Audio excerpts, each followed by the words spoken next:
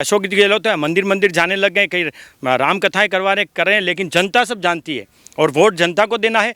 अशोक गहलोत बहुत ही गुरूर में आ गए हैं कि मैं वापस रिपीट कर रहा हूँ, लेकिन उनको खुद को मालूम है जनता उनको 1 महीने में धूल चटाने वाली है। किसी को नग्न अवस्था में घुमाया गया, किसी ने जो महिला बोलती है कि मैं लड़की हूँ, लड़ सकती हूँ, उस महिला के मुंह से किसी भी बच्ची के लिए सांत्वना तक नहीं निकली है। बहुत बड़ी शर्म की बात है। बात मोदी जी की होती है तो गहलोत साहब अपने बच्चे को भी नहीं जिता पाए अकेले। 25 की 25 सीटें मोदी जी को जिताई है। उनका तो मोदी जी का अलग है रेस। यहाँ स्टेट लेवल का मामला अलग है और वहाँ जब मामला मोदी जी का आता है तो 25 में से 25 खुद अशोक गहलोत अपने बेटे की सीट भी नहीं बचा पाए थे। लेकिन यहाँ 200 में क्या होगा, विधानसभा में क्या होगा? विधानसभा में इस बार बीजेपी आ रही है। सर देखिए, इस बार के चुनाव में बेहद खास इसलिए है क्योंकि गहलोत जी कह रहे हैं कि हम परिपाटी जो है 5 साल भाजपा 5 साल कांग्रेस, उसको बदलने जा रही है और कांग्रेस बदल रही है। भाजपा सरकार नहीं आएगी, कांग्रेस ही रिपीट करेगी। आपको लग रहा है दावा सही है? दावा तो आप खुद जानते हैं कि जब से अशोक गहलोत सरकार में आए, कांग्रेस की सरकार बनी, उससे पहले चुनाव में चाहे राहुल गांधी आए हों, किसानों का मुद्दा हो, ऋण माफ़ी का, कि किसानों का सारा ऋण माफ़ कर देंगे, बिजली के दाम पूरे 5 साल में एक भी बार नहीं बढ़ाएंगे, ये उन्होंने जनसभाओं में कहा है अशोक गहलोत ने।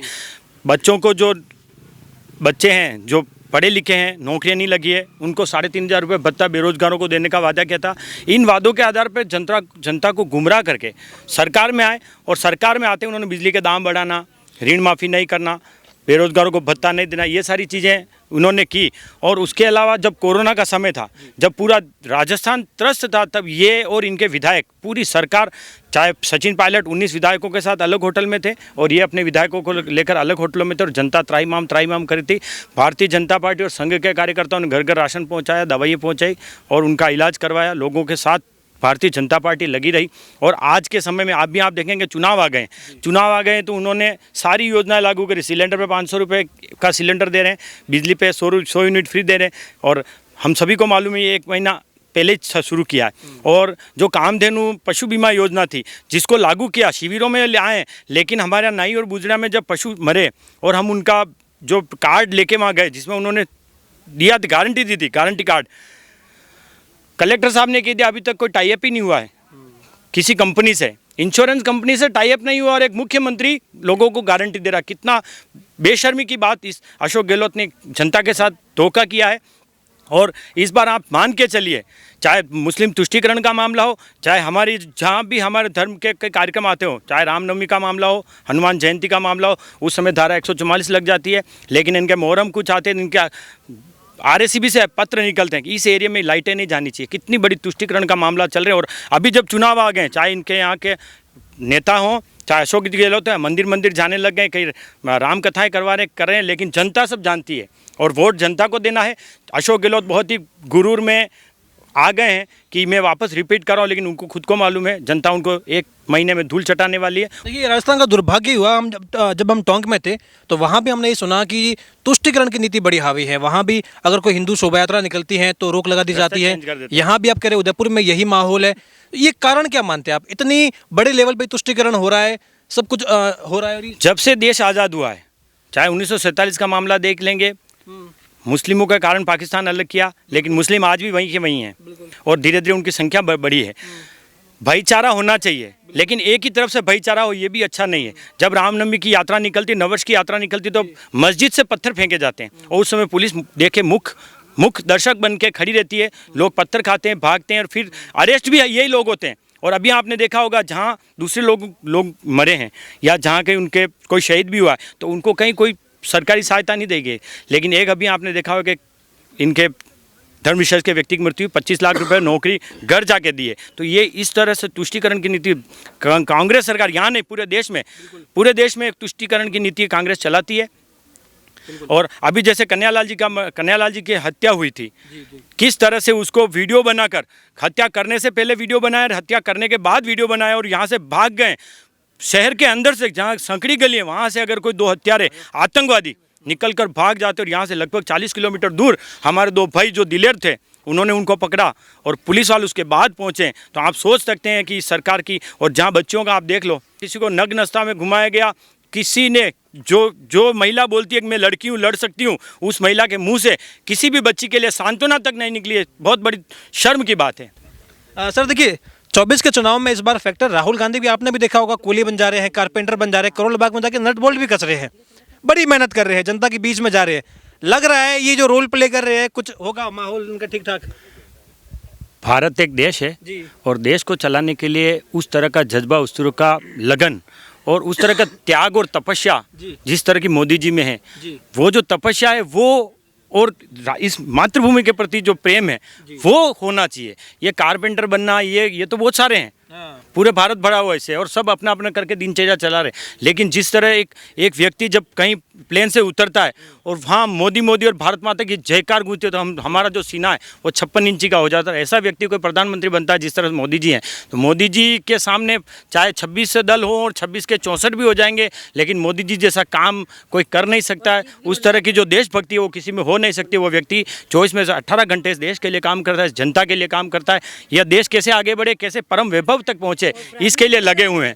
और चाहे हमारे जो बॉर्डर हों और चाहे भारत के बाहर विदेश नीति हो, आप विदेश नीति को देखेंगे तो हर व्यक्ति, पूरा देश का जन जन कायल है कि जिस तरह की विदेश नीति है, चाहे यूक्रेन और रूस का युद्ध हो जिसमें मोदी जी के आह्वान पर 2 देश रुक गए और हमारी जो बसें निकली लोगों की, बच्चों की, वो वास्तव में हम सभी देख के गदगद हैं। और जिस तरह अभिनंदन भारत वापस लाया गया एक ही बार में अमेरिका को, और उसको क्लीन चिट दे दी कि अगर वो आ जाए ठीक, नहीं तो हम आ जाएंगे। और जिस तरह से सर्जिकल स्ट्राइक की है, चाहे सर्जिकल स्ट्राइक को ये जिस तरह से कांग्रेस के नेता कह रहे हैं फर्जी है या यूँ है, तो मैं उन कांग्रेस के नेताओं को भी कहना चाहता हूँ कि मोदी भले एक व्यक्ति हो सकता है, लेकिन वो प्रधानमंत्री हो, वो देश है।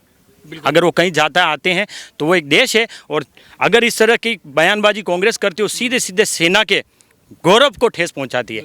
तो जिस तरह से मोदी जी काम कर रहे हैं, मैं राहुल गांधी हो, प्रियंका जी वाड्रा हो, सोनिया जी गांधी हो, और इस तरह की कितनी फहरिस्त आप जो केजरीवाल जी हो, ये सारे हैं।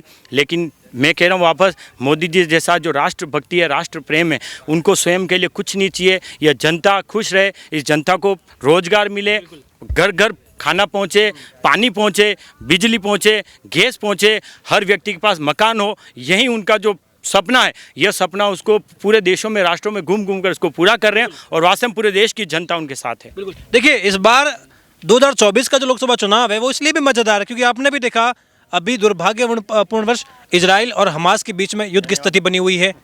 इजराइल और हमास में जो युद्ध की स्थिति बनी है उसमें कई लोगों की जान जा रही है। भारत में भी इसको लेकर सियासत शुरू हो गई है। प्रधानमंत्री कह चुके हैं कि हम इजराइल के साथ में हैं और आतंकवाद को बर्दाश्त नहीं करेंगे। लेकिन राहुल गांधी और कांग्रेस वर्किंग कमेटी कह रही है कि हम फिलिस्तीन के साथ में हैं, वहाँ के लोगों से हमारी संवेदना है। ये उल्टी गंगा बह रही है। क्या लग रहा है, मुस्लिम वोट बैंक के चाहत में ये हमास को समर्थन, आतंकवाद को समर्थन कर रही है क्या? राहुल गांधी हमेशा एक समुदाय को सपोर्ट किया हुआ है। और जैसे आप बता रहे हो कि वहाँ इटली आपने वहाँ जाकर डोसा बना रहे, ये कर रहे, तो आने वाले चुनाव में राहुल गांधी के पास यही काम रहेगा, डोसा बनाना, ये अपने मोटरसाइकिल सही करना, ये तो छोटे मोटे काम, अभी ये काम कारपेंटर काम भी बाकी रह जाएगा। और नरेंद्र मोदी के आने के बाद जनता में बाकी आपने जो जनता है, भारतीय जनता, वो मजबूत हो गई है और हर युद्ध करने के लिए सक्षम है। हमारे पास हर आधुनिक हथियार है। आज की समय में भारत का जो भारत से कौन सी सेना हो, आज सबसे सक्षम है और हर देश से युद्ध करने में सक्षम है। इसलिए आज मोदी की वजह से हम हमारा पोजीशन नंबर 1 पे है। और राहुल गांधी की खाली बातें करनी है और एक समुदाय को खाली पक्ष करना है। आने वाले टाइम में जनता बता देगी कि भारतीय जनता पार्टी का वोट बनने वाला है। क्योंकि राजस्थान की धरती ने तो 25 में से 25 लोकसभा सीट दे रखी है भाजपा को मोदी जी के नाम पे। लग रहा है इस बार भी लोकसभा में तो बिल्कुल सोचने की जरूरत ही नहीं पड़ने वाली है, एक तरफा मोदी जी की तरफ। बिल्कुल मोदी जी ही आएंगे। मोदी जी एक ऐसा शहर है उसका मुकाबला कोई नहीं कर सकता।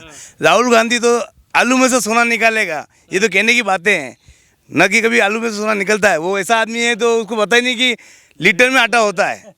वो तो ये बोला कि मैं लीटर आटा करके बताऊंगा, लीटर है ये चीज़ बता रहा हो, देखो तो पता भी नहीं आटा किलो में आता है। लेकिन प्रधानमंत्री के वो भी तो दावेदार है राहुल। पप्पू ही रहेगा।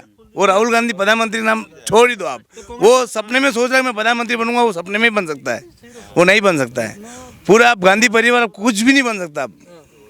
बिल्कुल। हाँ। तो कांग्रेस के सबसे बड़े नेता पप्पू कह रहे हैं पप्पू ही है, वो सब पूरी जनता जानते हैं। वो खुद ही कभी कभी कहते हैं कि मुझे ये इस तरह से पप्पू क्यों आग कहते मार रहा है, वो तो आग मार मार रहा है। और जिस तरह से कांग्रेस या ये जितने भी लोग हैं, ये मैं वास्तव में कहता हूँ कि मोदी जी का विरोध करें कोई बात नहीं, भारतीय जनता पार्टी एक पार्टी है, उसका विरोध करें कोई बात नहीं, लेकिन इनके चक्कर में देश का विरोध करना ये कहाँ तक उचित है। मतलब भारत का विरोध करना, आज जिस तरह से इजराइल है, इजराइल जब भी भारत के ऊपर संकट आया, इजराइल उसके साथ खड़ा रहा है, उसके आगे खड़ा रहा है, लेकिन और अपनी सेना भेजी है देश के लिए, चाहे चीन से मुकाबला हो, चाहे पाकिस्तान से हो, इजराइल ने सेना भेजी। और जिस तरह से तुष्टीकरण की नीति के चलते कांग्रेस जिस तरह से हमास एक आतंकवादी संगठन का पक्ष कर रही है, और CWC के उसमें उन्होंने जिस तरह से घोषणा करी कि हम हमास के साथ हैं, ये निंदनीय है, इसकी हम घोर निंदा करते हैं।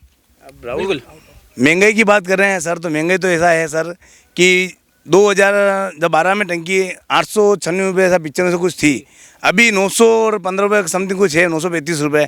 तो कोई बड़ी बात नहीं। पहले अपनी सैलरी, मेरी सैलरी बात में 200 पर डे थी, आज मेरी सैलरी 800 पर डे। जितना मैं कमा रहा हूँ उतना मेरा खर्चा भी हो रहा है, तो ऐसा कोई दिक्कत की बात नहीं कि सैलरी महंगाई बढ़ गई। महंगाई नहीं बढ़ी, आज लोगों के हर के पास कार हैं, हर के सबके पास है, सब कुछ कमा रहे हैं। आज सब मोबाइल चला रहे हैं, रोज इंटरनेट चला रहे, पहले कोई चलाते थे क्या?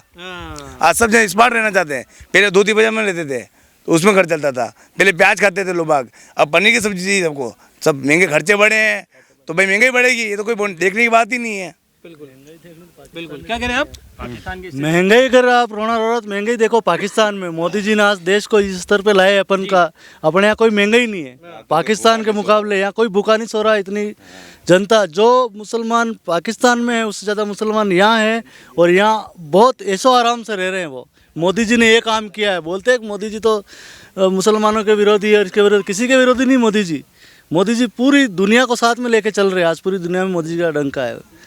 तो इसलिए ये सब निंदनीय है। कांग्रेस जो भी करती है इसका हमें उससे कोई लेना देना नहीं है। देखिए, लोकसभा में तो ये तय है लगभग कि मोदी जी ही सरकार रिपीट करने वाले, बनाने जा रहे हैं। ये तमाम दुनिया की सर्वे भी कह चुके हैं, चाहे अमेरिका की कंपनियां हो, चाहे कोई भी रिसर्च सेंटर हो, तमाम कह चुके हैं कि 80% तो ये चांस है कि मोदी सरकार रिपीट कर रहे हैं। राजस्थान की बात करें तो यहाँ पर गहलोत जी तो दावे कर रहे हैं कि देखिए, आपने भी देखा अंतिम समय में तो और चुनावी वादे किए जा रहे हैं, रेवड़ियाँ बांटी जा रही है, ऐसा माहौल बनाया जा रहा है कि मतलब गहलोत जी जैसा जननायक कोई है ही नहीं। केंद्र की बात अलग है, जब बात मोदी जी की होती है तो गहलोत साहब अपने बच्चे को भी नहीं जिता पाए अकेले। 25 की 25 सीटें मोदी जी को जिताई है। उनका तो मोदी जी का अलग है रेस, यहाँ स्टेट लेवल का मामला अलग है, और वहाँ जब मामला मोदी जी का आता है तो 25 में से 25 खुद अशोक गहलोत अपने बेटे की सीट भी नहीं बचा पाए थे। लेकिन यहाँ 200 में क्या होगा, विधानसभा में क्या होगा? विधानसभा में इस बार बीजेपी आ रही है 100%। ये उदयपुर ग्रामीण का क्षेत्र है, यहाँ पर भी अब टिकट वितरण तो हो चुका है, तो लग रहा है कि यहाँ भी जीत, यहाँ तो जीत पक्की। यहाँ हमारे जो फूल सिंह जी मीणा है वो ज़मीन से जुड़े हुए कार्यकर्ता रहे हुए हैं, और अभी जहाँ पर भी जाओगे आप उनका ही नाम लेंगे। कांग्रेस का कौन है जानते ही नहीं लोग, किसको टिकट मिलेगा ये नहीं जानते हैं। तो फूल जी का तो पक्का है और 2 बार रिपीट कर चुके हैं। और ग्रामीण का ये सीट तो आप अभी बोलता हूँ निकाल लो, अलग है ये सीट, जीती हुई सीट है। तो दूसरी सीट पे मेहनत करनी, इस सीट पे मेहनत करने की जरूरत नहीं है। फूल जी का इतना वर्चस्व उस आदमी ने बना रखा, हर छोटे छोटे आदमी से जुड़ा हुआ बंदा है, और ये सीट निकली हुई फूल जी वाली, इस सीट पे कोई मेहनत करने की जरूरत नहीं है। ना इनका कोई प्रतिद्वंदी है ऐसा जो आधे वोट भी ला सके।